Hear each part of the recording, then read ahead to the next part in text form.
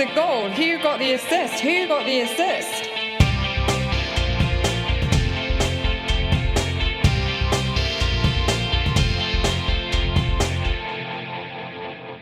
Hello, so we return after yet another double game week ends out. There have been so many, a slew of double game weeks that, I'm getting double game week fatigue.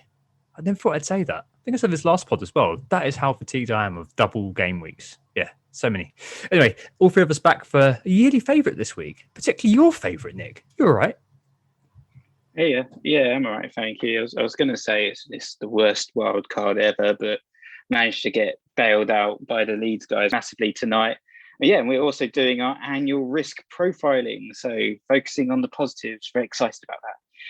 Of course, we are Who Got the Assist. Make sure to give us a follow on Twitter if you haven't already, at WGTA_FPL for Tom's our main account, at WGTA_Nick for myself, and at FPL Stag for Anthony. And also join our mini league if you haven't already. The code is cpsulf. So we're joined by Anthony, FPL Stag. How are you today? Evening, lads. Good to be back again. Yeah, the risk profile pod, it was definitely one of the really enjoyable ones and one that a lot of people got into last year. So it's nice to be able to bring it back again. This is the third year, I think, of the risk profiles pod, or certainly the third year where we've been able to involve the Twitter polls going through it. So I think you guys are going to really enjoy it. So the main section of this pod is going to be looking at those risk profiles that we've identified and your responses to that particular Twitter poll that Tom put out. We'll also have our usual standard listeners' questions, which are obviously focusing on the upcoming double game week, and the correspondence section is indeed here for this episode too. First of all, though, we're going to have the game week reviews and the market forces. Got the lowest with 71 on my wild cards. I'm counting it as a qualified success just because I got 48 on my last wild card. It is a small, I think it's like a grey arrow basically.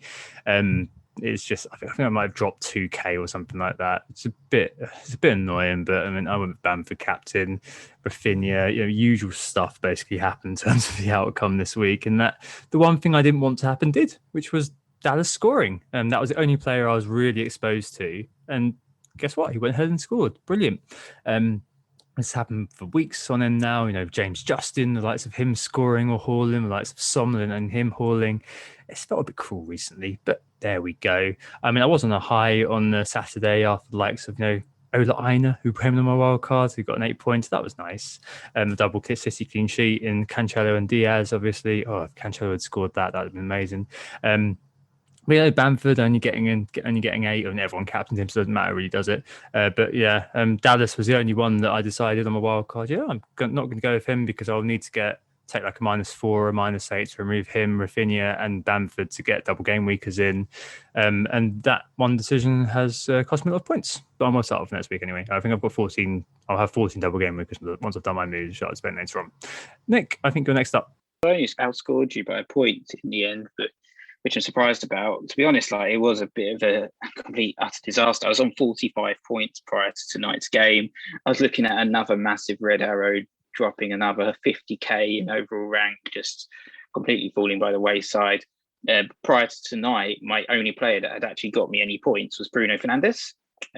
And his points didn't actually help my team because of his effective ownership. It actually damaged my rank. So literally every single player has blanked, and Rudiger, Shaw, all blanking, Salazar, Watkins, Kane, McCarthy in goal. It was a complete and utter shambles. Rafinha managed to pick up 2 bonus, but he really deserves an assist or a goal of some form against Wolves. It's just really unlucky, but nice to at least get something from him. And then tonight's game was just really, really good, to be honest. Got me back into FPL after a little bit of a really rough patch. So all 3 of my players scored, which is lovely to see. Dallas in defence, Rafinha in midfield, and the captain Bamford returning as well. So 27 points from tonight's games. McCarthy even managed to get a save point somehow. Don't know what he's doing there, but he outscored Martinez at least. So that decision in goals justified that risky decision ultimately. But 72 points. It is a red arrow. I've dropped to my lowest rank since game week 8. But, move on to the double game week, as Tom said. Things have turned around a little bit in the past few weeks. I've definitely I started with a trough, had a bit of a peak, troughed a little in the last, maybe in 5 weeks, and then the last 2 have kind of pulled me up nicely again. So this week, actually, I had 95 gross, 91 when you took my hit into account. So I had transferred out Souček and DCL, and in a bid to cover the double game week, I had brought in Bamford and Rafinha, captained Bamford which obviously went quite well. But I had the same trio that you did, who all scored tonight, being Dallas, Rafinha, and Bamford. Vardy I had up top with an assist. Fernandez, who of course hurt me with his 12-pointer, but still within my side. Salah, Gundogan, then the 2 clean sheets from Diaz and Cancelo. Pity he didn't score it. And then I actually played Johnston as my goalkeeper ahead of Emi Martinez, which was a 5-point profit. And I think actually ultimately one of the most important players in my whole side was actually having James Tarkowski's 9 points, which were definitely kind of a differential set of points in the midst of a game week where a lot of players had the same sides. So it helped me to gain about 32% in my rank this week, which is quite nice, up to my highest point so far this season, about 136k. So a 5-figure rank is at least looking within my grasp. I'm 83 points off the top 10k, live FPL tells me, and with all my chips intact, I feel like that is still kind of the stated aim, and I might as well chase it. But I will definitely feel quite exposed for this coming double game week, given that I won't have even 11 double game weekers, I don't think, and I certainly won't be bench boosting. So hopefully that doesn't lead to a slide, because I've kind of enjoyed the bit of forward momentum in the last few weeks. So you're going to be using the last 4 chips in the last 4 game weeks, aren't you? You're wildcarding in game week 35, bench boosting in 36, triple captain in 37, free hitting in game week 38. So you're going to be like, nope, no, I'm not doing anything. Nope. But you're going to be holding out for a greatly beautiful tomorrow the whole season. And No, like, oh, crap, nothing's happened. I'm definitely going to free hit for the blank. But Right. the blank. But Okay, the rest excellent, of them, Tom, excellent. I don't know. You're going to fill your team with the likes of Aubameyang, the likes of the Brighton triple up is going to be there for you. Wow, what a useful free hit. Yeah, it's just such a pity we don't get expected FPL points, because my God, those Brighton players would be great. Right, market forces, Nick. How is everyone responding to that mini double game week, as it were, ahead of the big double to come? Yeah, so everyone's preparing for the double game week, and actually it's Harvey Barnes that has caught the market's attention mostly, with 342 transfers in, 342,000 transfers in for him right now, which is quite a large number, but it's just because of his last couple of performances, which have been excellent. Picked up a goal and an assist against Aston Villa. And the previous week, of course, he picked up a goal and an assist against Liverpool. So a couple of really good performances from Harvey. He's relatively cheap still as well, at 6.9 million. And of course, Leicester have a double game week ahead of themselves. One game at home against Arsenal, and also an away fixture against Burnley. So a couple of nice fixtures there for Harvey. Definitely attracting the market's attention. One that I'm a little bit worried about not owning myself now. Otherwise, it's Calvert-Lewin, also getting a lot of transfers in. He's the second most transferred in player, of 230,000 transfers in for him. Of course, he didn't actually start against Liverpool. He's been injured, but came off the bench for a cameo, 28 minutes, and picked up an assist.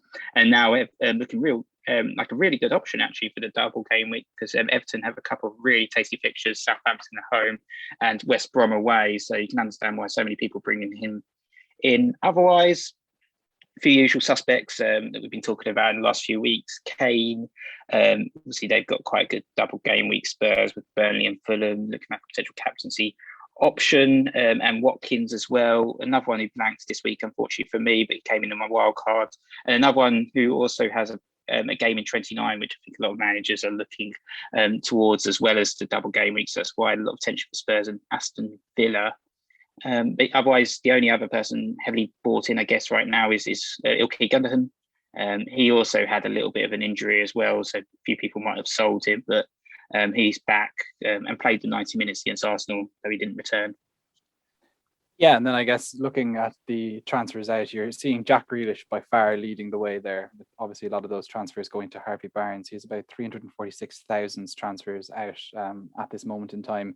He's followed up basically by a double game week forward exodus, with both Bamford and Danny Ings being heavily sold, with the injured James Justin actually the 4th most sold player, which is obviously a response to his injury a few game weeks ago. People still getting around to getting him out of their sides. Yeah, Ings had a bit of a disaster of a double game week, didn't he? And he's been heavily sold. Looks like all the single game week forwards, Bamford, Ings, and also Antonio, all being sold, and people getting in the likes of Calvert-Lewin, the likes of Kane, the likes of Watkins. So lots of people attacking the doubles there. Yep, unsurprising with this next double game week coming up, double game week 26, the biggest double game week I think we've ever had, according to Ben Crellin. Talk about that in the questions later on. The first thing, though, this week is the main topic, which is risk profile. To start off, there's a certain number of core decisions we make per year. Every year, we have 37 free transfers. We choose 15 starting players. We choose 2 wildcards, 30 decisions in that. We choose 15 players in a free hit. We choose to, if we do want to do it, use triple captain once, bench boost once. We choose 38 captains. We choose 38 vices. We choose 1 free hit, I guess. And we have 38 times 4 bench choices, which leads us to 327 core decisions per year. That's a meandering way of saying that we're talking about hits today, because the hits are voluntary actions we take on top of those sort of core decisions that we make. Before you say sometimes there are things which compel you to take a hit, so removing injured players, so it's not voluntary. They still constitute a choice. So you can, of course, let's do nothing if the player's injured. This pod isn't about doing nothing really. It's about looking at those hits, no matter whether they're elective, so you've chosen to do it despite no injuries, or enforced, as for the prior example, having played injured, and using them as a barometer for your risk profile. What sort of risk appetite do you have as manager, and what can you learn from all that? We've also, as Anthony mentioned earlier, have 3 years worth of poll data to examine, along with lots of anecdotes from Twitter. So, risk profiles. Nick, what are these? Just have to say I enjoyed your FPL version of Train Spotting just there, with all the choosing and choices that you have to make. I'm glad you got the reference. But yeah, risk profiles. So I guess this is, as we said, this is something we covered annually. So few people perhaps have heard the speech before. So apologies to some of our hardcore listeners if this is something you've heard before. But to essentially surmise, risk profiling is something that brokers will do when they've got an investor who's looking for advice or what stocks and shares to buy. Very common in financial services. Now, a lot of people perhaps these days don't use brokers, but they might use robo advice platforms. So firms like Nutmeg that are growing increasingly in popularity, which kind of just give you electronic advice based on a questionnaire, which you would ask. So essentially be asked a series of questions about yourself, about your personality a little bit, and just about your sort of financial choices. And on that basis, the company will essentially determine a risk profile and give you suggestions on what stocks to buy. So someone who's perhaps deemed to be a particularly cautious investor, wanting to sort of avoid risk or dangerous scenarios, want to be very careful with their money and make sure it's safe, it would perhaps be recommended to invest in a sort of a safer fund, such as a cash ISA. Alternatively, if you're kind of like a risk taker, you kind of got a bit more of a aggressive personality in terms of your money, you want to kind of shoot towards the moon, as they say, you might be recommended like something a bit more volatile, sort of a high risk, high reward, like cryptocurrency, like Bitcoin or even Dogecoin or something like that. Or if you're an idiot like me, you might end up putting your money in a gambling stroke stock market like the football index, just to kind of take some gambles with your money and see what happens, and hope to make a little bit of cash. But obviously the risk is that you might lose it all. So we've kind of been applying that to FPL over the past few years, I guess, to just determine what type of risk taker you are. And we've come up with 4 specific categories, which we've also polled online as well. Yeah, so those 4 categories are thus: you have your cautious risk takers. So those are people who've taken between, in FPL, 0 to 4 hits. So that's costing them between 0 and 16 points. Then you've got your moderate risk takers who've taken between 5 and 8 hits at this point in the season, costing them between 20 and 32 points. Then you've got your more aggressive risk takers who've taken 9 to 14 hits. So that's 36 to 56 points spent. That's pretty substantial. And then you've got your extreme risk takers who've taken over 15 hits so far this season. So they've spent over 60 points on hits so far this term. So this season, we are obviously polling as we enter game week 26. In previous seasons, we've been polling entering game week 23. Obviously, the calendar year and everything is slightly changed, given that this season started late. But anyhow, this data still is quite interesting. We've got 3,000-ish people who've responded, and thanks so much to everyone who got in touch to it. So between 0 and 4 hits are cautious people. We are cautious risk takers. We have only 29.8% of respondents say that they've taken less than 16 points worth of hits. Between 5 and 8 hits are more moderate risk takers. There's 32.7% of those who responded. Those who fall into the more aggressive category, 9 to 14 hits, 24% respondents, so about a quarter. And over 15 hits, so 60 points burnt, 13.5% of people. So I guess more broadly, this means that just over 60% of people, I would say, are risk averse. They fall into our cautious or moderate categories. And 37.5% are more into their risk, with 13.5% obviously in that extreme category. Obviously, what makes maybe this season different to other seasons is that we have had a big blank game week. We've had quite a few doubles, and there's been a little more time as well, given that we're polling entering 26 instead of entering 23, as per other seasons. However, it is still quite instructive to compare to previous seasons.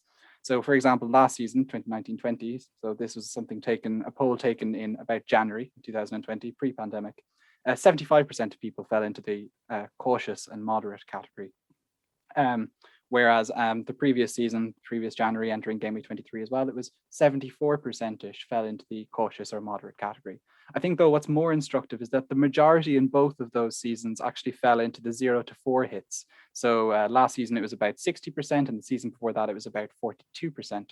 Whilst, of course, say it's only 30% of people have fallen into the category this year. So what we're seeing is generally a shift towards more risk-taking this season, which is quite interesting. Yeah, exactly. I think it's the first year, as you said, that the 5 to 8 hits or 20 to 32 points burnt category has come out on top. Almost a third of respondents said that. We've got about 3,000 people each time have gotten back to us. So there's a substantial sort of barometer of how the FPL community kind of gets on and perceives the things. As Anthony has said, there's been a real shift towards being more accepting of hits, I think, this year. Whereas before, we tend to see a bit of kind of small c conservatism around kind of points, especially last year when things were normal, as it were. This year, because of the craziness of everything, it appears that people are kind of more likely to think, oh, well, screw it. Why not? Effectively. And I think that was definitely something that came out in the categories, especially when we asked people to kind of write in and tell us, if there's any thinking behind the approach in terms of the number of hits they've taken. Starting off with the cautious risk take, I mean, these people have, historically been the bulk of people responding and writing into us, as Anthony mentioned. This year, 30%, near enough. Last year, 59%. The year before that, 43%. So, this has almost halved, in fact, the number of people who have said that they've been very conservative this year. A few people who responded saying they were this and wrote into us. Andy Rayner, he said you need 6 points to break even if you're swapping out an expected 2-pointer. He calls that high risk. So he says he only takes injuries when they force his hand. He's taken 3 hits so far. Paul, Sky player in FBL, says he's just taken 4 hits. 3 of them have come in double game weeks to help him with chip usage. And he's, now in the top 1,000. And amazingly, FPL Biscuits said he's taken no hits so far because he finds them so hard to justify. He's been tempted a few times, but he's only taking his first, for example, this week for the big double.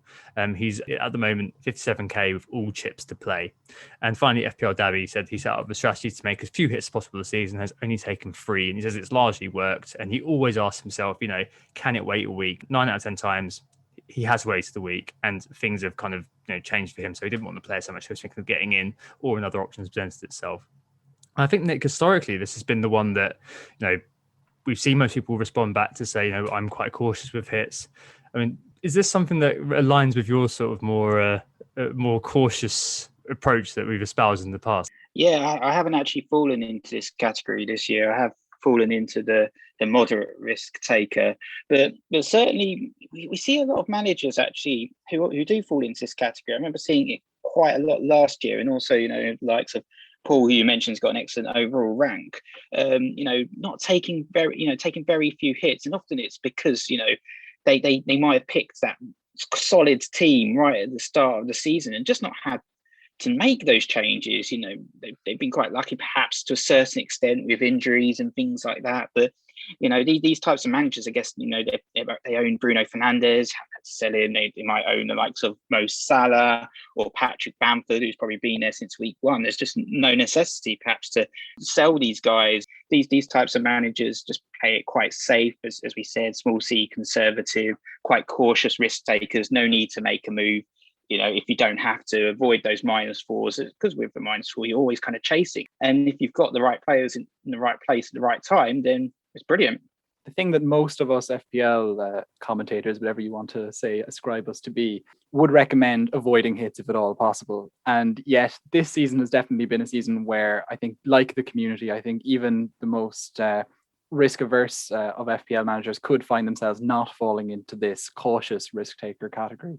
And that does make sense to me. And I commend those who've managed to hold themselves together to not do it so far. Like as we were talking about when we were going through the percentages, like the fact that we have about half as many people falling into this category as in previous seasons, I think shows how different this season has been in its structure, though. With the big blank game week that we've already had, I think that could have accounted for, -4s and -8s in an awful lot of teams by itself. The doubles that you would have just felt maybe you needed to get that third Leeds player in quick and you brought them in, or you might have taken a risk on Ings. We've had City double game weeks as well that people felt they had to respond to. So it was so easy to not fall into this category. So it's testament to very kind of prudent management and proactive management that people managed to not fall into that category if they were in there. But of course, it was a smaller number than we're used to seeing. Yeah, I mean, this is, as Nick kind of intimated, the long-term investors sort of perspective, people in this category, people who are incredibly cautious, people who are kind of carefully managing their way out of situations, sometimes perhaps fielding 10 men rather than taking a -4, the sort of person who's happy to have 2 or 3 injured players and a couple of suboptimal players, because at the end of the day, they think that those players potentially getting 1 or 2, potentially getting a lucky assist, something like that, is better than taking a -4. I salute people like this. I wish I was like that, but I just can't do it. Basically, I feel like every year we do this, and I'm just like, oh, I really wish I was in this category, but I'm not. I'm really not. Let's move on to the moderate risk takers then. So these are people who are a tiny bit more risky than our ultra conservative individuals. Again, small c, don't offend anybody. And these people are people who have made 5 to 8 hits so far. So they've burnt 20's first 2 points.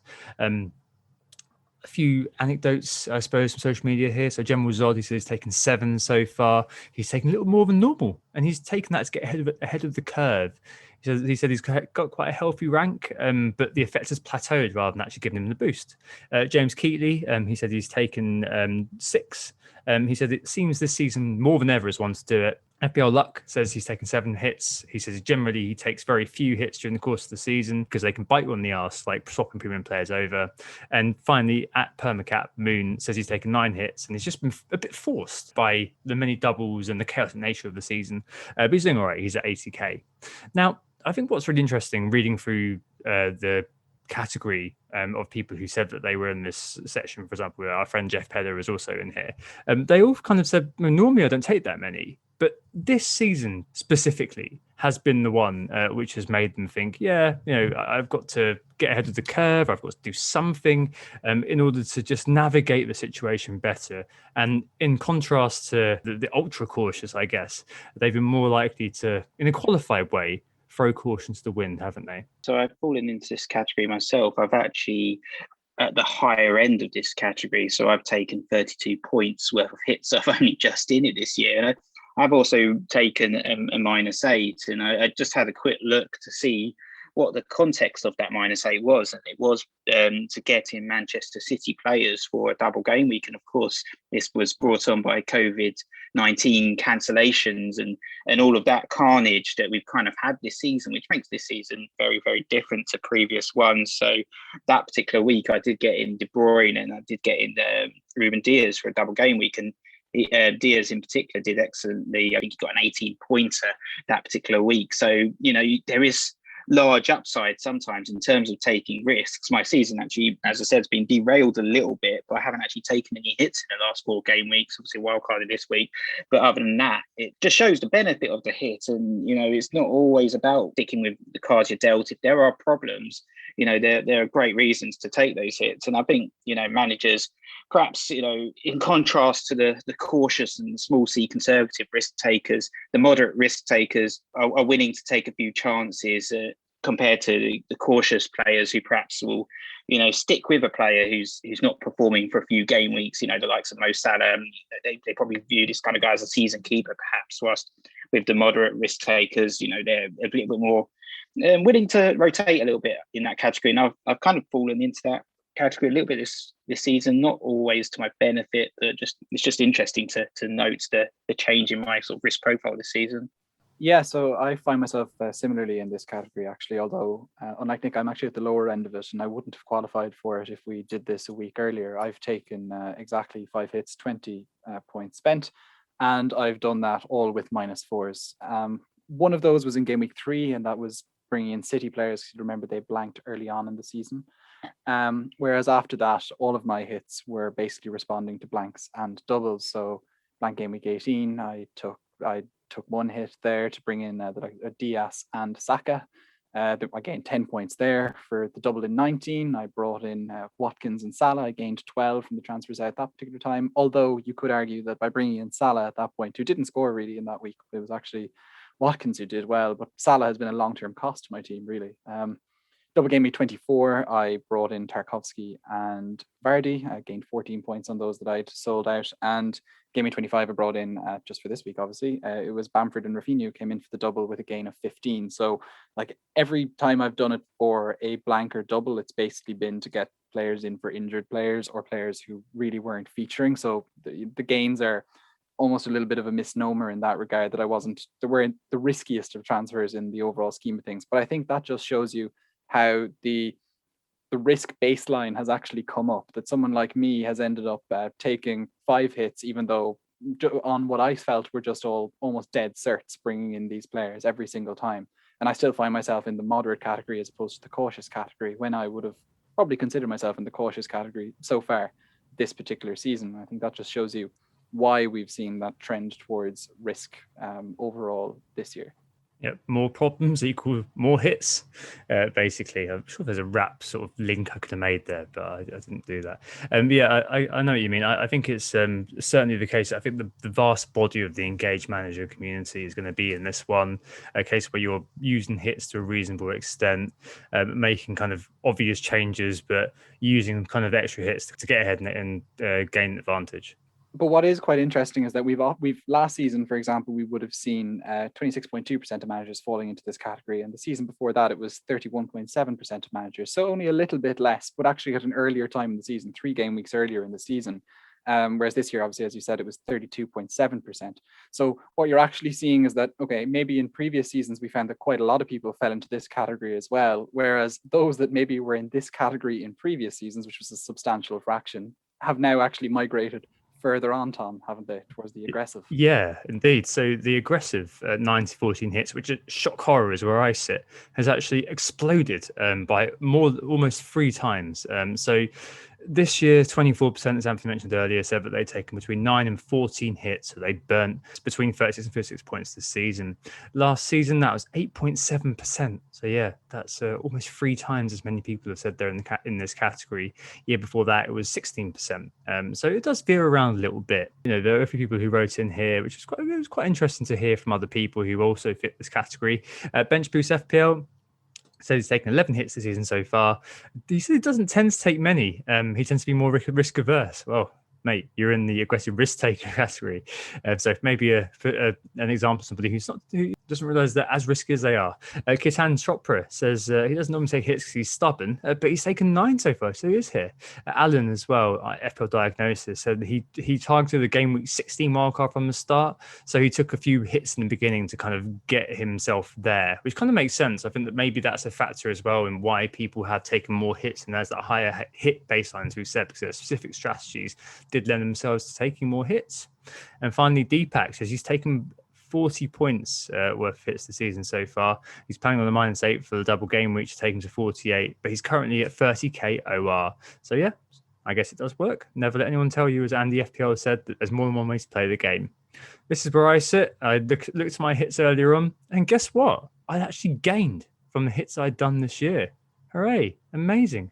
Yeah, my PL was plus 24 points, but that includes captain and triple captain points. So, yeah, I'm fudging it slightly, but Anthony's shaking his head. Those were realised points. I got those points on the board, therefore they make sense. They're like the Bruno Fernandes points, are they? They are. They occur even though they hurt you. Yeah, I've housed my way into that positive. But basically, I thought they were worth counting. Obviously, if I didn't count them, it's negative. Let me have this one, guys. Seriously, it's been a really hard day for me. Anyway, but this is equal to 13 hits in total that I've taken, 52 points burned. I've made 33 transfers in total. So 39% of my transfers this year have been hits. I've sold 139 points worth. That includes hits and players whose points I've sold, and bought in 163 points. And overall, I've gained 203 points from transfers I've made. So that's a good thing. I've taken hits on 10 separate occasions. I've gained on 5. I've lost on 5. I've sold 2 double-digit scorers in Vardy versus Brighton and Kevin De Bruyne versus Chelsea. And I've brought in 3 amazing double-digit players, not counting captains this time. The likes of Rob Holding, game week 10, got a shithouse assist. He passed it sideways to Kieran Tierney. That's 1 double-digit I got. Gundogan, okay, yeah, I'll take that. That was the first time I got. And Matt Lowton, yeah, I looked at him. I just thought, yeah, this guy is going to get me bare points. 17 points in double game 24. Yeah, so I've gotten very lucky this year in terms of that being a positive P&L. It never normally is. Every year I look at this and think, I could probably do better and probably be more conservative. Maybe I'm too left wing. I definitely think there's been a little bit of fudging of the numbers there in terms of adding the captains. I'll let you have this one today.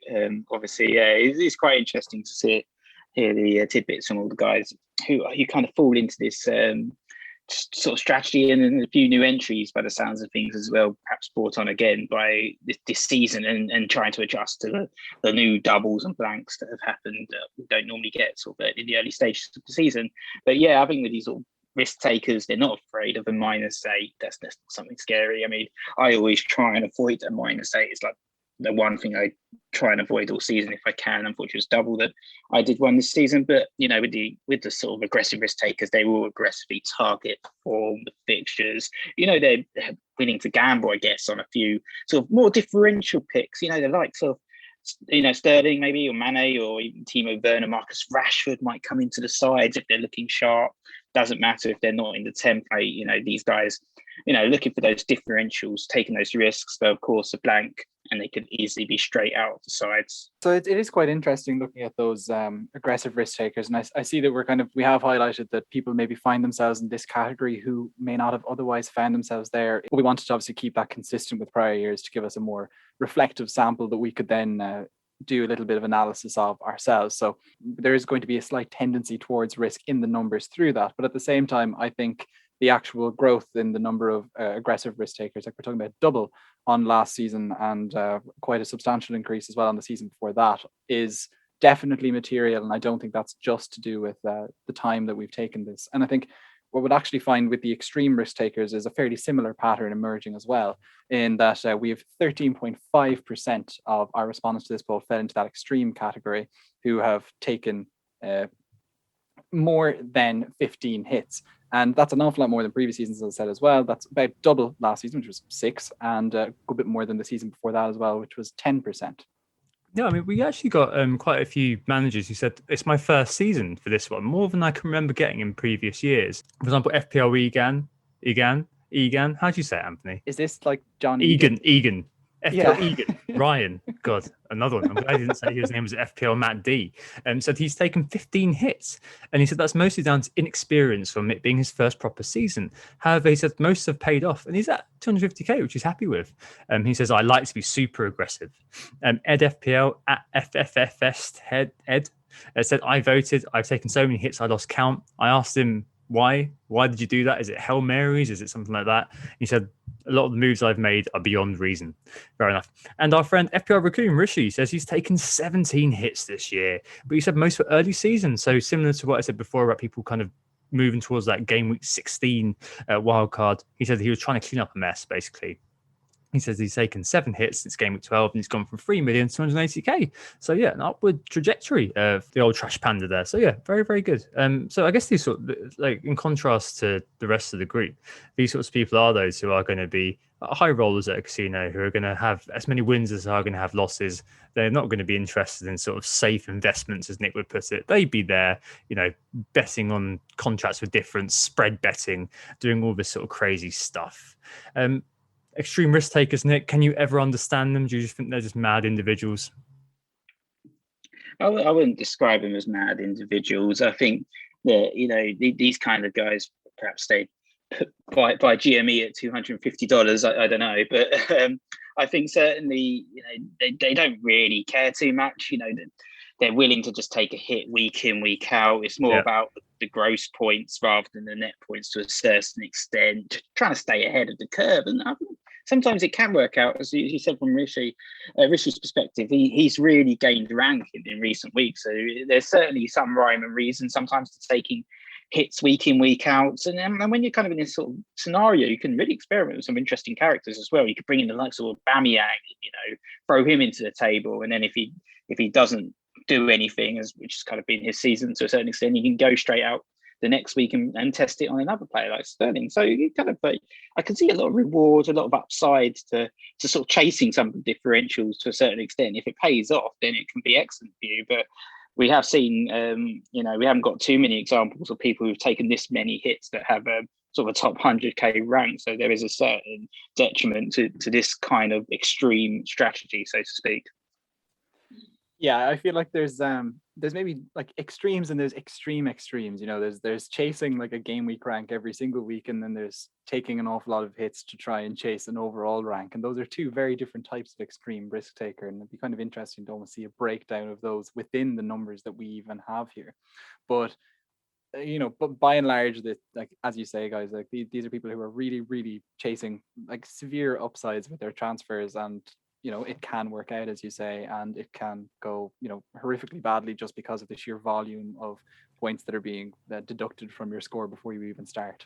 With this. Exactly. I guess one good point, and I want to make it, but I tried to make it like unpatronizingly as possible. Someone Claret FPL of Bonus Pints Pod said that he takes a hit every week. Just have fun with it. And sometimes that is something which is undervalued in what we do and what we say, because obviously we do take our analysis seriously and we talk through it very seriously, hopefully with a bit more jocularity than we did in the beginning, thanks to the Irish infusion perhaps. But I think that sometimes undervalued as a reason to take hits. To bring in like sort of Bamiyang has been mentioned, or I'm not sure about Buffon, but there you go. But bring in sort of that player every week just to give you a bit of sparkle about your game, rather than sitting there and just kind of thinking, this one there's a week, so I'm just expecting a grey arrow or a red arrow, so I'm trying to tread water and hopefully get through it. And maybe that should be something that should be said about these guys, that maybe they're just having fun, and maybe that is why we had a notable amount of first-time managers who are in this group, because you are having fun, and that's a great thing when you get old and bedraggled like we are. And perhaps things may have changed a little bit. Old, bedraggled, and doubled up on City's defence. Exactly. Tripled up on Fulham, perhaps, double game week. Oh, how far things have fallen for us. So, have we learnt anything from talking about the typologies? Like, you think about where you sit in all of these, just to go through them again. If you are a cautious risk taker, 0 to 4 hits, 0 to 16 points burn. If you are a moderate risk taker like these guys, 5 to 8 hits taken, 20 to 32 points burnt. If you are like me, an aggressive risk taker, 9 to 14 hits taken, 36 to 56 points burnt, or above that, a fire starter effectively, 15 plus hits taken, 60 plus points burnt. Have we learned anything about talking about these typologies? Do you reckon it helps managers to kind of gauge their own behavior and help them kind of think further about how they can improve, or maybe whether it kind of tells them something about their own personalities, Anthony? I think the most interesting thing looking at this typology is comparing it to other seasons, how we see that for sure managers' approach to taking hits is very much responsive to the season that we've seen, and compare, like when we look at the fact that we've had so many blanks, so many doubles, there's all the COVID things that have gone on, these like sudden injuries that have just wiped out squads and caused all sorts of headaches for FPL managers. We definitely see that borne out in the transfer data and borne out eventually in the hits, as we've seen from our respondents this year, with all of the increases basically in all of the more risk-taking categories, and even more so then the cautious no longer being the majority. Yeah, that's definitely true. Like, I think it's been really fascinating to see that, as you said, the shift in behaviour. I'm always really fascinated to see how the community, this is the FPL Twitter community, of course, reacts to the situation that's in front of them, the concepts they have to operate in. And as you said, it's been just remarkable to see some of the big shifts, especially, in terms of the more aggressive level of things. I can't get over the fact that the 9 to 14 point hits season on season has risen by almost 300%. That's just amazing, really. Yeah, you're 50% up on the season before that as well. So it's like, substantial jumps. Amazing. And 5 to 8 hits for the first time in 3 years. I mean, obviously we've got limited data set. We do have over 3,000 votes, around 3,000 votes for the last couple of years, and almost 2,000 votes the first year. So it is kind of quite a quantitatively robust sample. We're not just looking at like 200 people.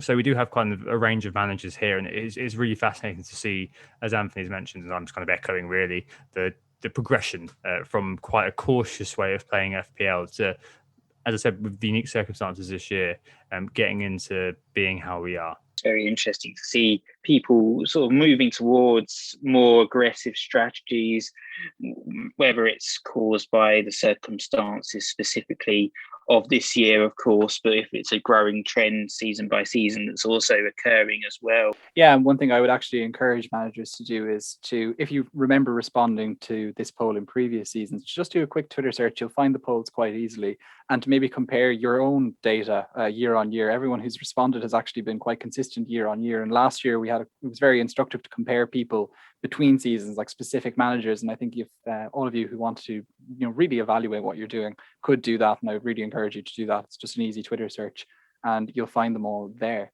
But that definitely brings us up to the break. It's been a really interesting conversation, guys. Who got the assist? Who got the assist?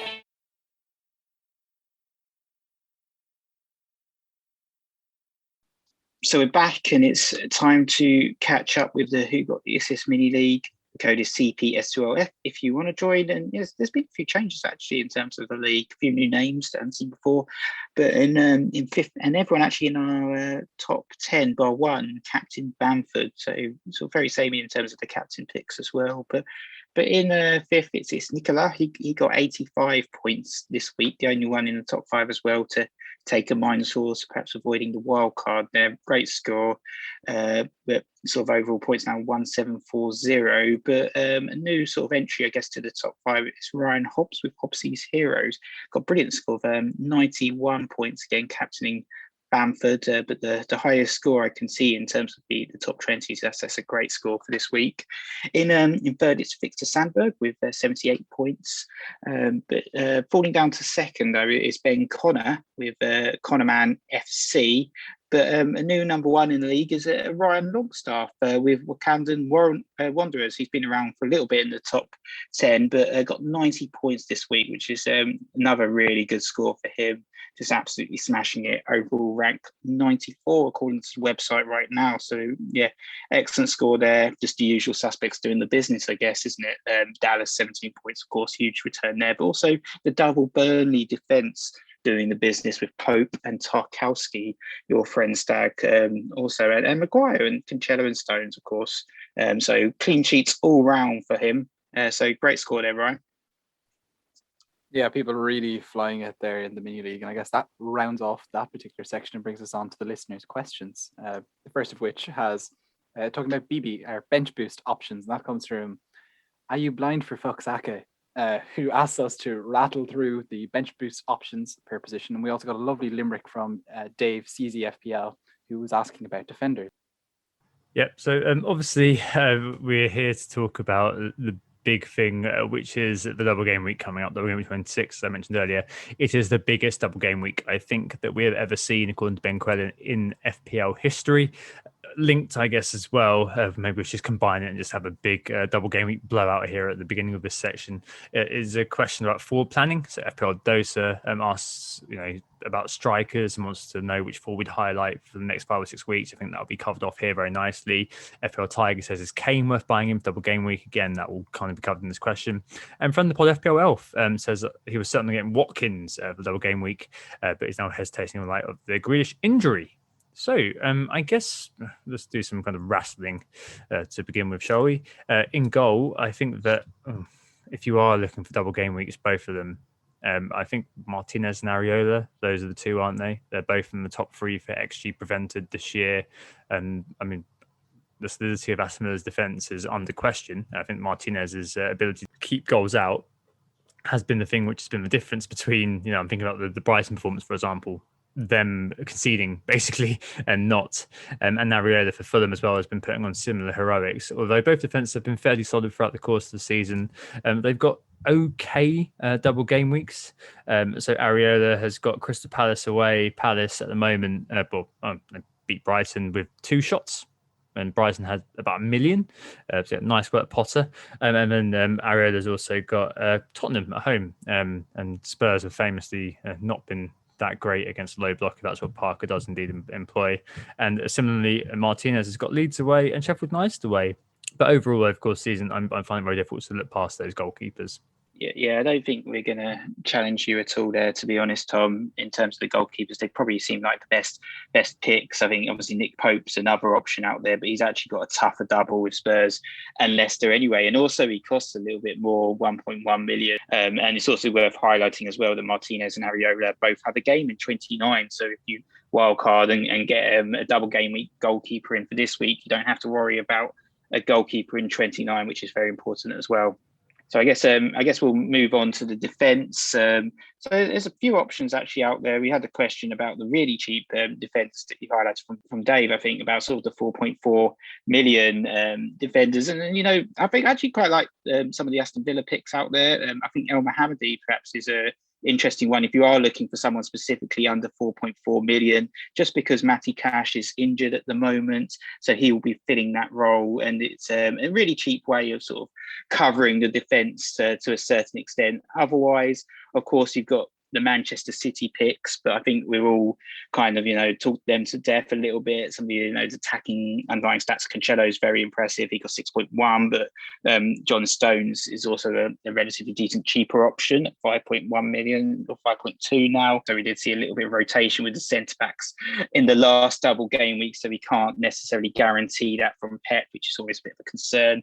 The other one I quite like as well, who's in my team, is Luke Shaw. So he's posting some really nice attacking stats over the past few weeks. And even though he blanked for me, he came in on my wildcard. He just got the 2 points, unfortunately. He did create 5 chances, which was the second highest for this particular week. Only Rafinha created more chances. He created 10. Massively impressive. We'll talk about him a little bit later. So I really like Luke Shaw, sort of around that 5 million mark. Sort of another relatively cheap way to cover the defence as well. And a few other additional options. I'd probably nominate Tony Rudiger as a cheap option in there, but I guess Dave specifically was looking for a very cheap defender, and I might as well read, because he sent us a limerick, so I might as well read the limerick, which is how he posed his question. Can the pod help in my hour of need with my transfer for next week?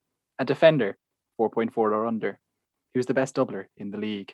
And to that I say Kyle Bartley, actually, to fit the parameters that he has set for us. West Brom's fixtures, I think, are quite good, with that Brighton game, who we know can't score. And Everton, I think it's become a little bit vogue to think that Everton's attack is particularly brilliant, but I'm not that excited by them, having been extremely disappointed by DCL only a few short weeks ago. And so I think Kyle Bartley is quite a good option there. It's a very, very cheap defender who also has a double option. Otherwise, it's quite hard to disagree with all the options you put forward, Nick. I think that pretty much rounded them off quite nicely. Cool. I think there may be a couple of other kind of options in there, but we are looking at kind of, I guess, marginal sorts of teams here. So over the last few weeks, for example, Fulham have been showing up in the lower half of the table in terms of SGC. They've got, as I mentioned, there's a couple of decent games in double game week. I had Ola Aina this week, who hasn't blanked in the last 3 game weeks, for example. He's 4.5. He got 8 points last week, so it shows that he is in the bonus if they do keep a clean sheet. As Anthony mentioned, Rudiger just looks a mainstay for Tuchel, and he's just a great option, I think, over the course of the end of the season.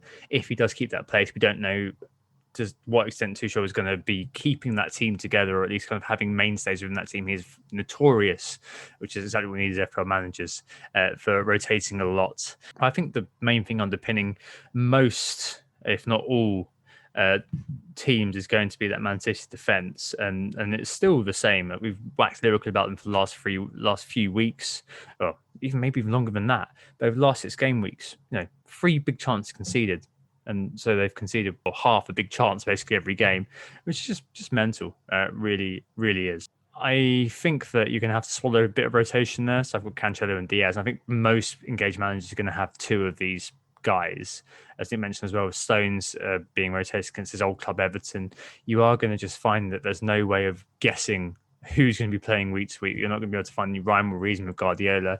I found that this to my chagrin, linking back to the previous discussion, one of my big hits this season was removing Kyle Walker for Cancelo when Walker didn't play in a midweek game. So I thought, yeah, he's nailed on to play.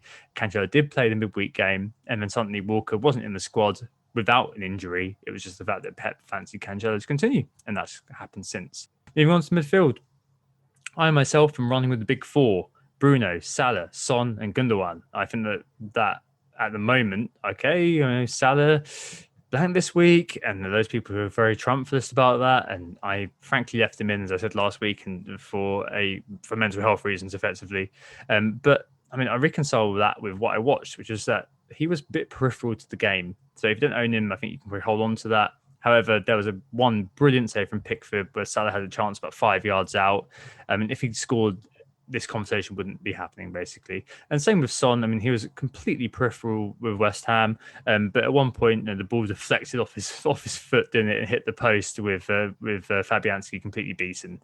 But I assume, as we saw in the market forces, that Harvey Barnes is going to be the one people most interested in, maybe with Maddison if he is fit alongside. Yeah, Maddison had a little bit of a knock, which might put a few managers off, but we don't know if he'll necessarily be fit or not. But certainly Harvey Barnes, we saw in the market forces how much attention he was getting, and it's just his last few performances have been absolutely excellent. He's certainly one that I'm regretting not having in my side. I've actually got the same midfield as you, Tom, the big four as you put it, and I think those guys are going to be key elements in most of our wild cards, and we've probably waxed lyrical about some of these assets far too much in the past, so there's not too much to say apart from they're worth the money. Son perhaps would be the one if you are thinking about going against the grain to a certain extent and targeting someone else like Barnes that perhaps would fall out of those fall out of the team, and you could perhaps even go for someone like Raheem Sterling as well as another option if you are looking for an alternative pick. I think certainly in the cheaper market,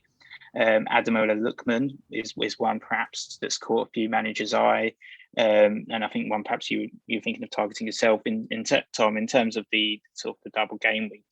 Fulham have a couple of okay fixtures, but Lookman's underlying stats have been pretty impressive. He's performing in the top 10 for goal attempts over the course of the season, and for midfielders, and then top 10 for chances created as well. So he seems to be the sort of the Fulham talisman, so to speak, so far.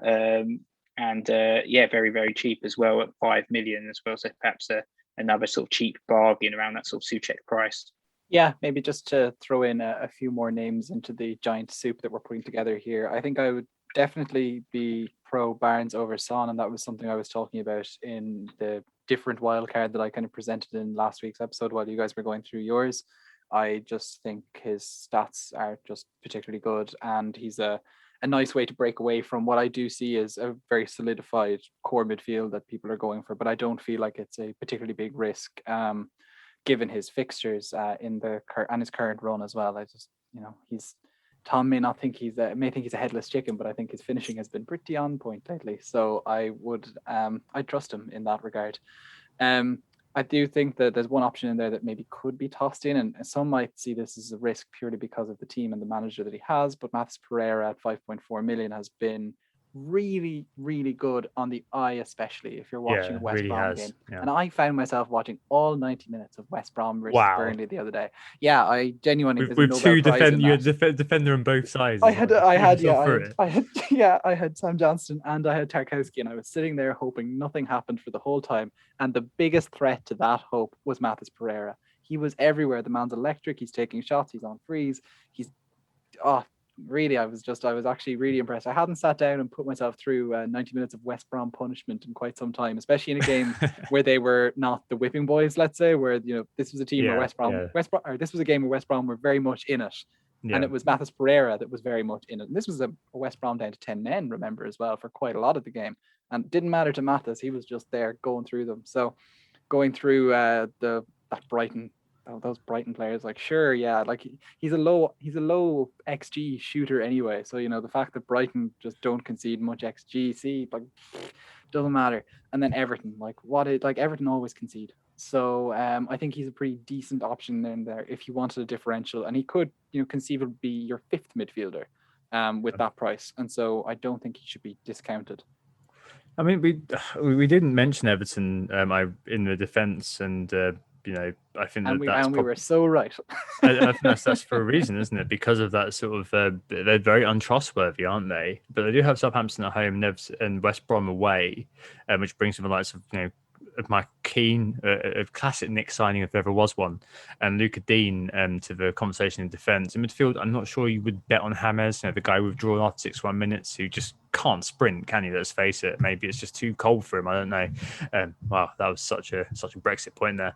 But if you move towards the attack, I think that we've to answer kind of the raft of questions about the attack.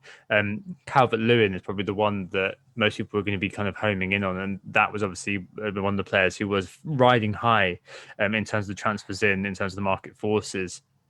When Everton themselves are riding high too, they've drawn 11 points to Liverpool now, and having looked at the actual league table for once, he's not quite recaptured his early doors form, Calvert-Lewin, but he's still got 36% ownership, and that is already rising. And there is that attractive double to come alongside a potential double game week in game week 28 as well. So it's like one of those players that you're buying to kind of have that double in hand, as well as having a double game week coming up.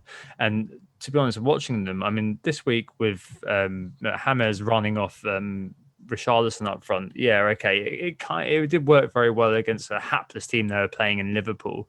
But I think when Calvert-Lewin was brought on and the whole band were back together, as we were saying a few weeks ago, I think this was the first week where I saw them all together and thought, yeah, you know what? Yeah, this could go really well. Actually, no, James got taken off. So yeah, him and Richarlison as well, just working as a partnership. Him and the lads against Liverpool's 17th choice defence. Yeah, exactly.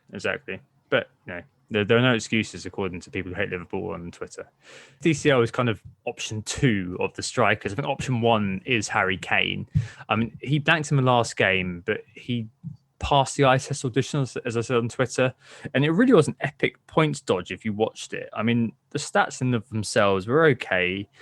6 shots, 4 in the box, only 1 on target, but I'd say 2 or 3 of those shots which were off target were occasions where you'd be expecting him to score or at least hit the target. And people were doing down Spurs, and obviously I love to take the piss out of Spurs, but recent poor performances have been without Kane to some extent, and also against better opposition. So over the last few game weeks, Liverpool, game week 20, Boughton, they were good. Brighton, ditto, but they used to be very, very good up until last week when they lost 4 altogether. So joke, Analytics FC, Chelsea, Man City and West Ham. And Kane was also absent for the Brighton and Chelsea games. So I think he's a player who's going to definitely be coming back to the table. Burnley at home and Fulham away. Spurs do struggle against teams who do set up to defend, but there we go. But I think the third slot for strikers is where it gets interesting if you're bench boosting, because Watkins is bossing the data at the moment. As per Alf's question, he's had the most shots in the box, the most shots on target, and the most shots over the last 6. But no, Grealish absolutely hamstrung him, so only had 1 shot versus Leicester. There's Vardy, who Stags and wax lyrical about, but I'm not interested. So that kind of leads me to think about a couple of differentials. 1, Timo Werner. Yeah, lol. But he's got the top for XG over the last 6 games amongst forwards, fourth overall. Plenty have gone through the pain, and Chelsea's double game week of United and Liverpool isn't the sexiest, really. One I do have in my team at the moment, so my money is where my mouth is, on the Pereira point, is Diagne. So I included him on my wildcard because I noticed he was second for expected goal involvement amongst forwards over the last 6, and he's under 1% owned. I thought it was worth including him because West Brom have to win basically to stay up, and he's the anointed man to bring the goals. Next 3 games are all at home: Brighton, Everton and West Brom, and there's also Palace away. So that's a really, really nice next 4, all will be slated by Allardyce to be winnable. What I like about Dian, actually, I think it's Dian, is how he seems capable of creating chances for himself. This wasn't something that I really captured watching highlights, but putting myself through West Brom for 90 minutes certainly showed me that he's the type of player who can run at defenders, who can really run at defenders, and can really get himself into positions to have nice, decent shots without necessarily needing a huge amount of build-up play from those behind him. And that's the type of striker you need if you're in a relegation scrap. And you need someone to just kind of find that little bit of magic. And he has been posting good underlying stats, and like, everything I said about Pereira in terms of the fixtures being quite preferable definitely applied to Dian. Yeah, I've been looking at a few cheaper differentials as well, because I'm possibly looking for a Bamford replacement to get another double game weeker in. And one I was actually looking at as well was Josh Madger, sort of a 5.5 million punt as a replacement for Bamford. Obviously, we got a very small sample in terms of his Premier League experience, but he scored a brace on his debut, which is positive to see. He's sort of like a hero or villain rather from the Suns Until I Die podcast. So he seems only apt to bring the guy in. Of course, that season in League One, I had a little look at his stats. He scored 15 goals in 24 games, but of course that was League One. Even when he moved to Ligue 1 for Bordeaux, first season 6 goals in 21 games, and then this season he was only actually 2 goals in 17 games. So that's not kind of the best data to work with. Of course, it doesn't create the best signs, because the Premier League is a tougher league ultimately than Liga, and he struggled there. But great debut. Perhaps another little differential as well for covering Fulham. I think DCL represents a really, really good option, Tom. I think it's worth highlighting just how good Everton's double game week is ultimately. West Brom and Southampton. And I did nearly have Holgate in my wildcard, actually, going back to the defence, but I decided not to, because I thought the Liverpool game, he wouldn't get a clean sheet. Of course, he did get 6 points over my pick of Rudiger in the end. So that's a mistake, perhaps. But, it's worth highlighting West Brom and Southampton actually have conceded the most goals out of all teams over the last 6 game weeks. Obviously, it's a bit of an anomaly with the Southampton 9-0, but it is just an interesting stat that this could be, DCL territory. And he's perhaps one of my biggest fears for the wild card in terms of players I don't own now. But otherwise, going back to the questions, I guess Watkins and Kane are both in my side. And I think they're going to be key elements of my team. And again, it's that single game week in 29, not having my free hit. The fact that these guys have the double, and I think they've got quite decent fixtures, and they've got that single game week in 29, just really sorts me in terms of my longer term plan. Linked to this, FPL Quokka asked if Rafinha, or Rafin XA, as I christened him, is worth keeping hold of, considering the paucity of options around the price point. I think we've mentioned Lookman as being a kind of example. Maybe we can widen this to single game weekers within the double game week, and maybe Anthony, this is kind of an area where you'll shine, because you've got a few of them, I guess, who are kind of in the mix here. Obviously, over the last double game week, Rafinha has been ridiculously good. If you watch him play, wow, that guy's going to be at Leeds for very much longer. Sorry, Leeds fans, but he's too good for that level, frankly. But 1.98 XA, 4 big chances, and far and away beyond everyone this week in terms of chances created. And just to the eye, that guy is really bloody good, as James Crott's been saying for many, many weeks. But this sort of player, I guess, is probably the epitome of the sort of player you want to be keeping, despite the fact it's double game week. So you don't want to be kind of falling into the trap of getting rid of him because of double game week, right? Says Tom, who's going to be selling him to afford DCL probably. Anthony, what do you think about this and single game weekers in general in double game week? Yeah, so I think with the Rafinha question, first of all, as someone who has both Rafinha and Bamford, it's actually Bamford who is going to be making way and Rafinha will stay. And part of that is, of course, because I can afford to carry him and I don't have to worry about 29, and I can just make my transfers as I go because I have the free hit available. But I think a huge part of it as well is the fact that there are quite a few double game week strikers that might be of interest to me at that low price point, whereas that low price point midfielders, like even as we ran through midfielders, we weren't able to point to a huge number of them that you'd actually get that excited about. And so Rafinha, who is a player who he could score as he did this week, really, he basically did all his double game week scoring in one game. He's more than capable of matching any of the double game week players, and so I'm quite happy to keep him in my side with that in mind.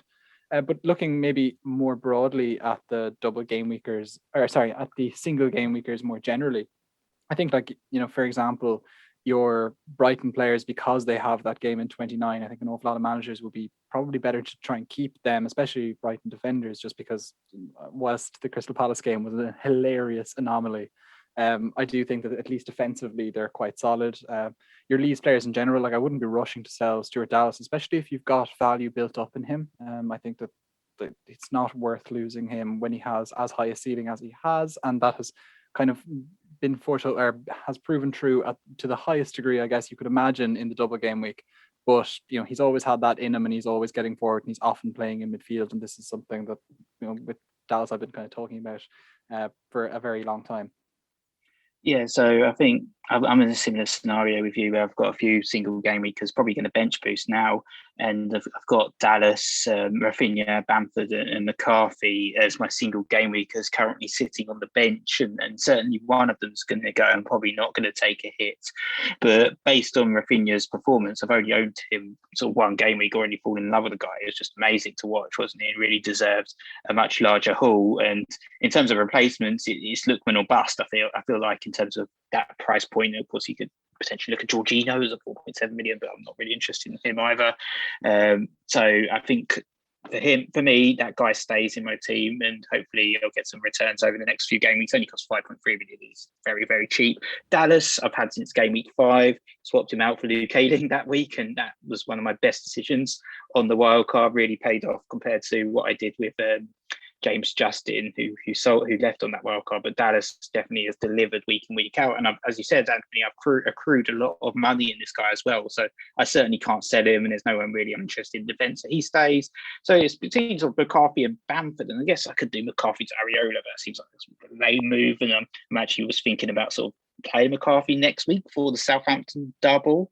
So it's certainly one thing I'm looking at. So it might be Bamford. I haven't accrued any money in this guy. That's why I'm looking at sort of the Josh Maja switch there, perhaps as a little bit of an interesting alternative move there. But certainly I think going sort of back to the question, I think, there is a bit of a paucity in options, and there's certainly a case for owning single game weekers over doubles. We've seen it with Southampton. So many people sort of jumping on the Danny Ings train that could have kind of had it shoot, a little bit kind of rocky, wasn't it, with only the 3 points with him over the double. And of course, you like Bruno Fernandes consistently outscoring as a single game weeker, consistently outscoring double game weekers, regardless of what you read on Twitter. So I think certainly there is a case for some of those single game week players that you mentioned, Anthony. But we'll move on to the next question, which is about triple captain thoughts. So Giorgio Proferus asked us about Kane and if he's an option for the triple captain this week, or whether the likes of Calvert-Lewin needs to be in the mix, and whether there's any other nominees as well. Yeah, so there are definitely quite a few clear options for the triple captain if people want to go that way in this coming game week. So I think really what you're looking at are potentially City players, with them having West Ham and Wolves at home. Perhaps Bruno Fernandes, if you felt like going that way, with 2 away fixtures, Chelsea and Crystal Palace. But I think most of all it is the Spurs guys, isn't it? With Burnley at home and Fulham away. Now, for me, I think the problem with all of these players is that with Spurs, I just fear them not performing. And so, do I fear them? I don't know if I would trust them enough to put the triple captaincy into one of them if I owned them. Whereas I'm quite happy to make sure, though, that I have Kane into my side just to cover me and protect me against him actually going large. I think, and I've said it earlier already, I do think he's the better pick over Son if I was looking at that particular triple captain pick. Unfortunately, the stats aren't going to be too helpful here because he's obviously been injured and Son's been out and things. So I think what you're really looking at is just eye test more than anything. And what we saw in the last game, especially, Kane's the one that's there. He's got his penalties as well. A decent pick. Looking at the other options that you have there, you're looking at the City guys. Rotation is a fear. That's definitely part of it. West Ham haven't been bad defensively, is also another side of it, that they're not 2 plum fixtures. But it is really the rotation fear is the biggest thing.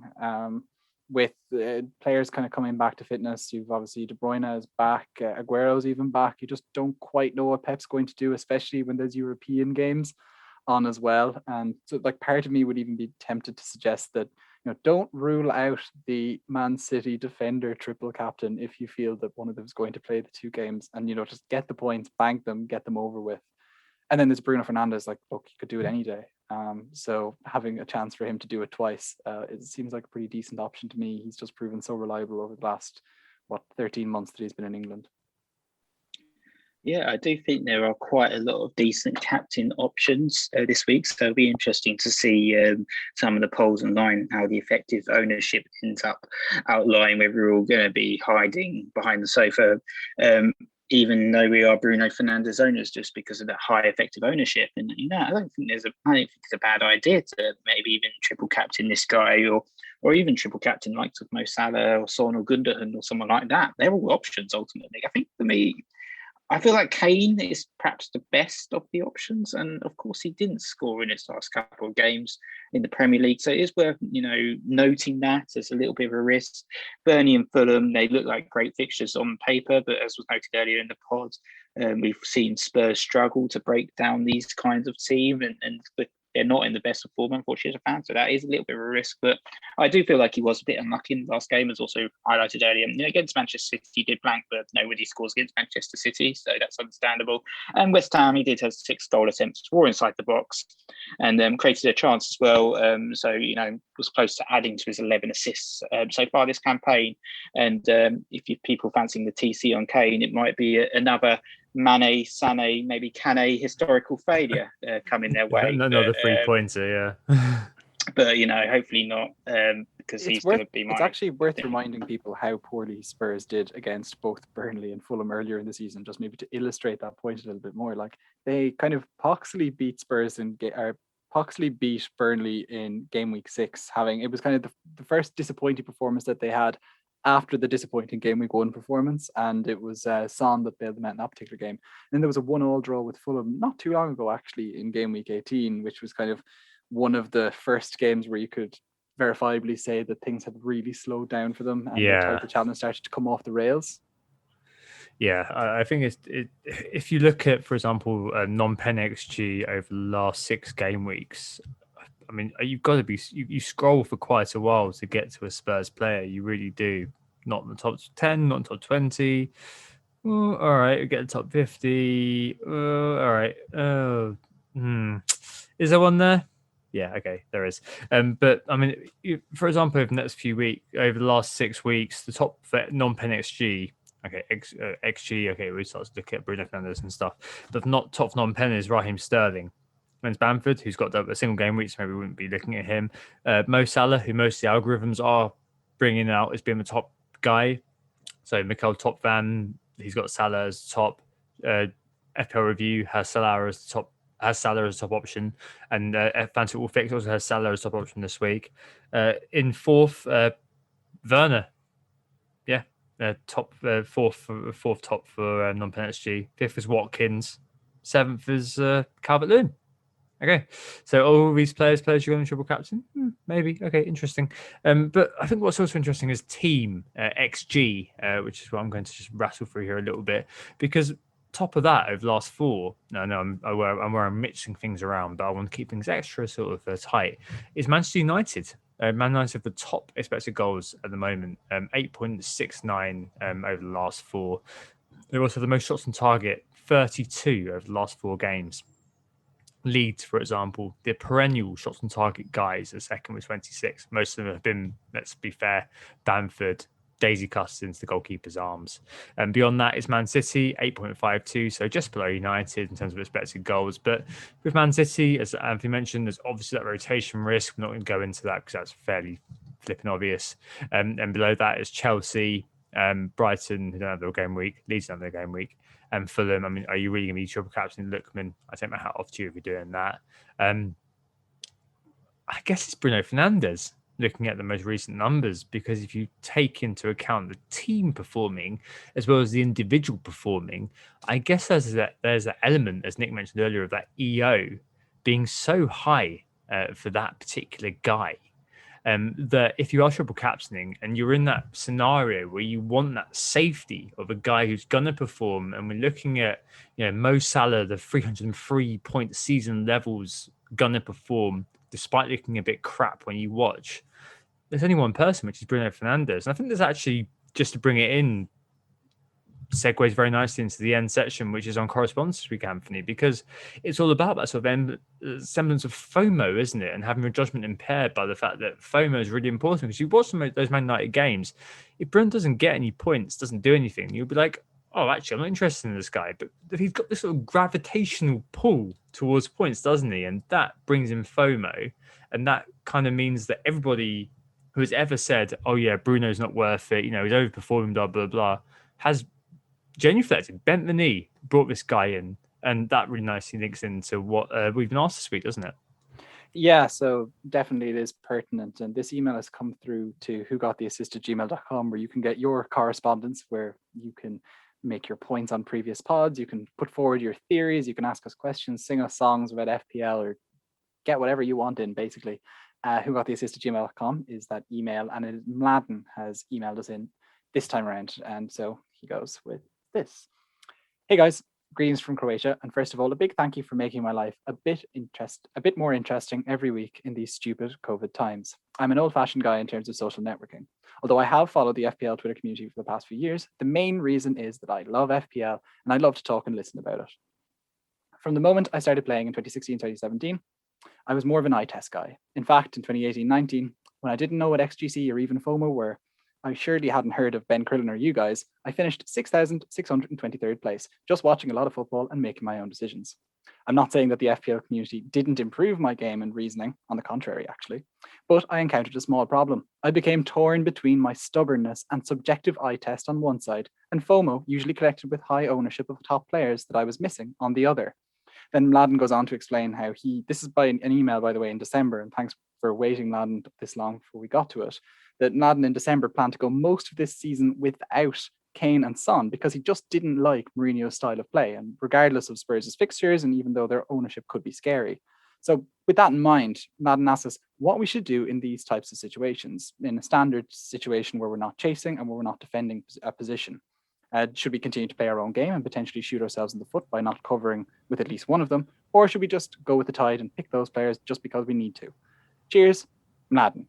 So, guys, basically what this breaks down to is, it's a very pertinent question on this week about, what should we be thinking about doing with the out-of-sorts Spurs players that are coming into sides because they're so they have a huge EO. And when it comes to the likes of Bruno Fernandes, especially, I think more importantly than ever, when he has an EO north of 100 every single week. So even if you own him, you're actually relatively losing rank even when he does well, because so many people have captained him if you don't captain him.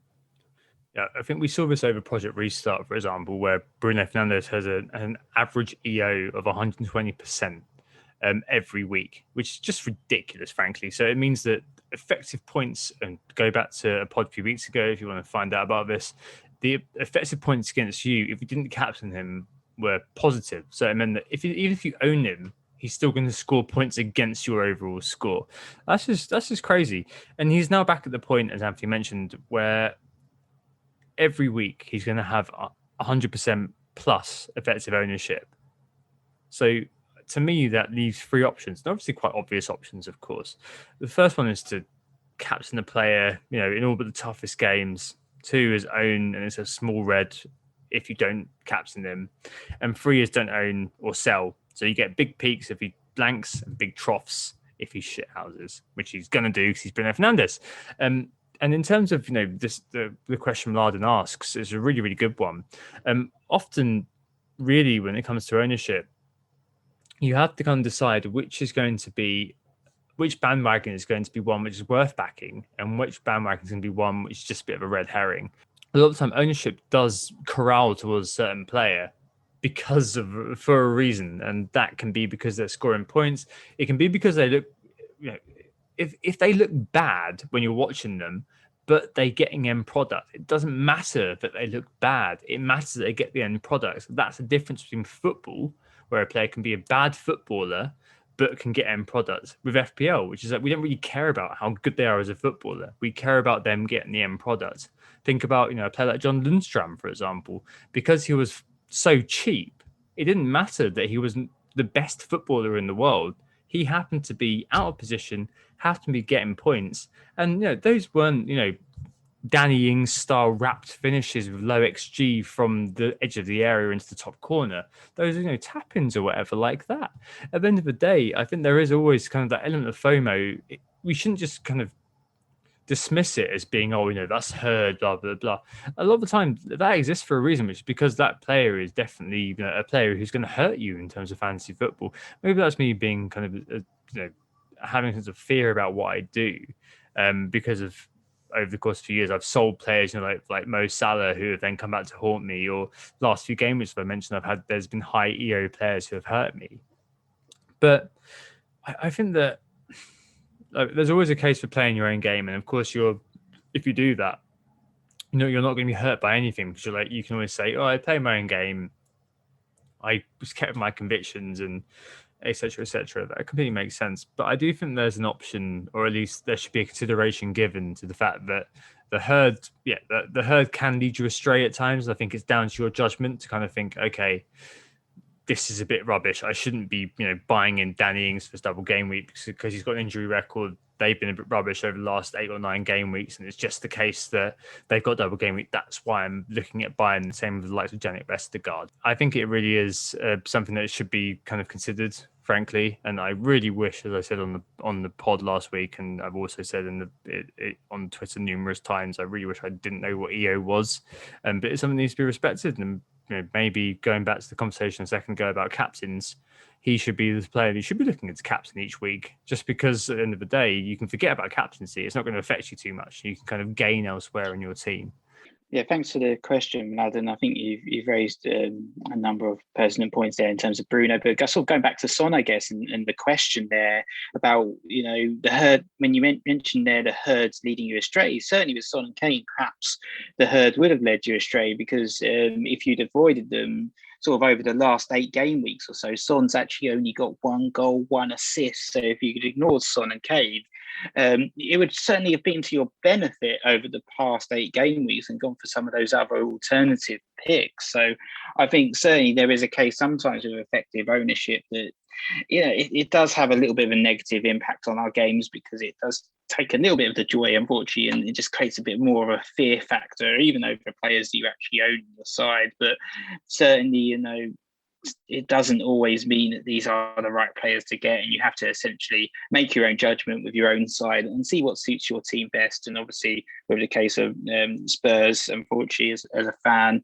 the wheels have fallen off to a certain extent over the last 9 weeks, and with assets like Son and Kane, hopefully they'll switch it around, because it's double game week. I own both of them this double game week, but you'd have been better off not owning them over the past 8 or 9 weeks and owning other players as opposed to owning them, and you would have been ahead of the template in that respect as well. But of course, in the inverse, sometimes when you ignore the players in the template, you can get heavily punished. And I've taken a few risks recently with the likes of Wilkie Gundogan, who was in everyone's side. Unfortunately, I went for other players at Manchester City, and it really, really damaged my rank, just because when that guy got 80 points last week, that was a ginormous red arrow for me. So that represents the risk of when you try and be contrarian, try and go for something a little bit different to what everyone else is doing, and try and pick those differentials.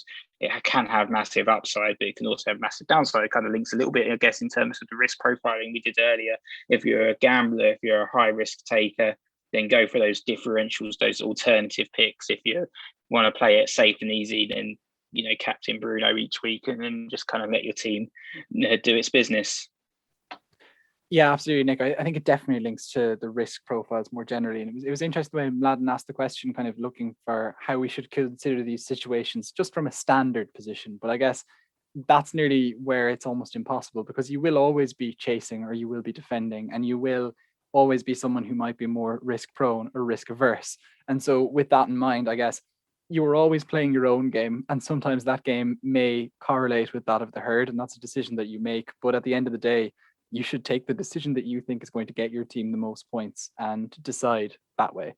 That would be my recommendation anyway, Mladen. But thanks so much anyway, Mladen, for sending in that email. Really appreciated it. He sent it in December, so it took a while to get around to it with all the short game weeks that we had, but we get there eventually. So he sent that to whogottheassist@gmail.com with any of your thoughts, poems, addendums to previous pods, absolutely anything, guys. It's a very versatile slot, and we'll get to it at some point. So thanks so much.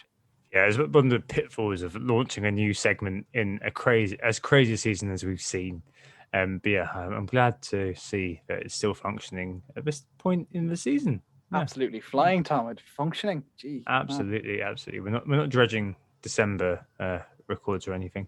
Right. Okay. Let's move on to transfers and captains then this week. So I think that we've probably given a decent enough indication of where we're going.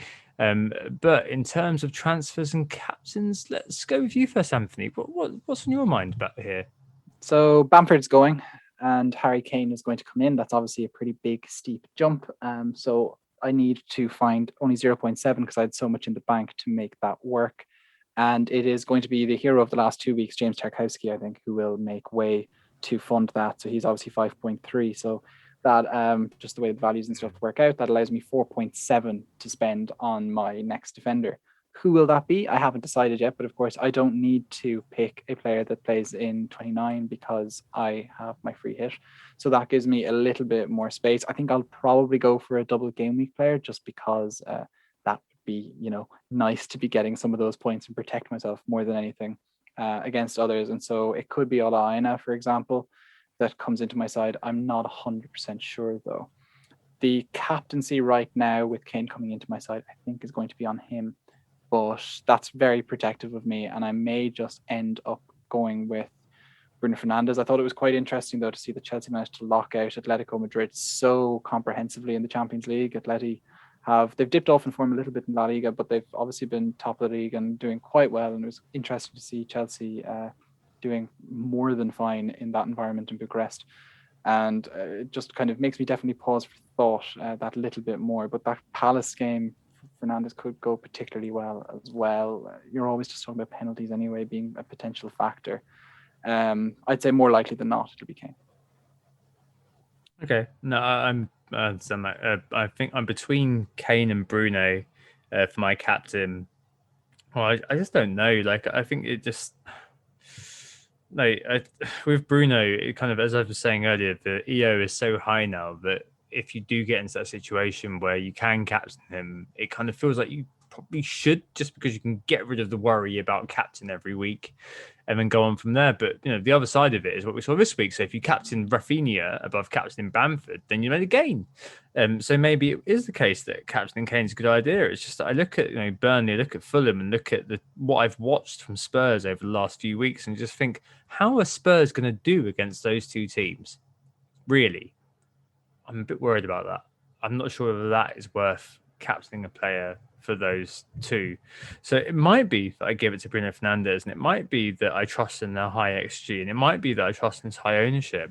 I'm not sure yet either. One thing's for sure is that the captaincy and vice captaincy is swapping over between those two. In terms of the transfers this week, I'm probably going to have to make a decision tonight. So by the time you hear this, because I've got perfect money to move Bamford and Rafinha to Calvert-Lewin and a 4.3, which is Smith Rowe. And I'm probably going to do it just because I'm going to end up with 14 double game weekers plus Smith Rowe. And the fact is that Bamford and also Rafinha are buyable again. Whereas someone like Calvert-Lewin perhaps isn't buyable again. Kane definitely isn't buyable again. And I'm going to rely on the fact that the beauty of a Leeds team being so cost effective is going to help me out when it comes to game week 29 when I don't have a free hit. So I'm likely to do that, which means I'll have 14 double game weekers plus Smith Rowe, who I'll be hoping for 1 point from. Nick, what about you? Yeah, so I've actually got the armband on Harry Kane. I'm pretty set and certain that he's going to be my captain this week. I think he's just got the best fixtures of them all. I know we mentioned that Spurs struggled against Burnley and Fulham earlier on in the season, but he actually picked up 13 points in total over those two games, a goal and assist, which is worth highlighting. A pretty decent return, I think, for a double game week captain, perhaps. Contrast Bruno, only got 5 points against Crystal Palace and Chelsea in the inverse fixtures. And if that comment helps reduce his effective ownership for next week, then that's perfect, because I'm a little bit scared about him. So please, Captain Kane, enjoy me. In terms of my transfers, it's probably going to be Bamford and Bamford leaving, and perhaps Josh Madger. Just a bit of a weird differential pick. So fancying that perhaps as my moves. So cool. Thanks so much for listening. We, of course, who got the assist? Don't forget to hit the subscribe button if you haven't already. Yeah, thanks so much for listening, guys. We'll see you next Thursday, which is after this double game week 26. If you want to get any correspondence in the meantime, it's whogottheassist@gmail.com is the email. Yep, we'll see you then. All the best in the double. It was just you think about risk profiles and how that may overall impact you as an FPL manager. We'll speak to you very, very soon. Goodbye. Bye. Bye-bye. Oh, it's a goal. Who got the assist? Who got the assist?